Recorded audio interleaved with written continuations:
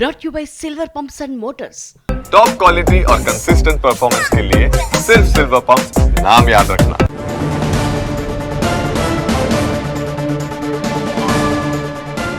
YCP నిరసనలను పోలీసులు అడ్డుకునే ప్రయత్నం చేశారు అన్నారు సజ్జల.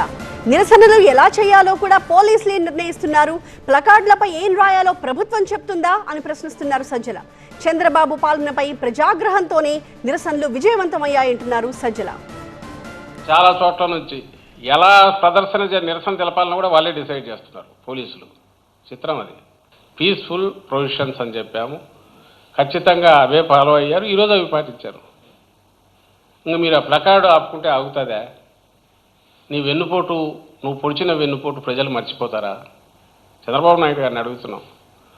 95లో ఈయన పొడిచింది ఒకళ్ళ మామకైతే, ఆ తర్వాత వరుసగా ఎక్కడో చిన్న చిన్నవి గుచ్చడము అవి చేస్తున్నాడు, చిన్న చిన్న హామీలతో మోసం చేసి అవి చేసి ఈసారి ఏకంగా అడ్డంగా 5 కోట్ల మందికి వెన్నుపోటు పొడిచారు చంద్రబాబు నాయుడు గారని గ్యారంటీగా, అంటే ఎలాంటి ఇది లేకుండా చెప్పగలిగిన అర్హత సాధించుకున్నాడు ఆయన.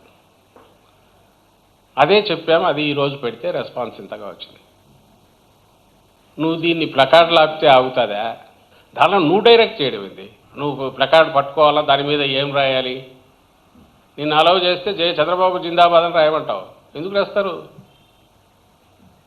నీ మీద ఆగ్రహం ఉంది, మీ ప్రభుత్వ తీరు మీద ఆగ్రహం ఉంది, కోపం ఉంది అని ఎక్స్ప్రెస్ చేయడానికే రోడ్ల మీదకి వచ్చినారు.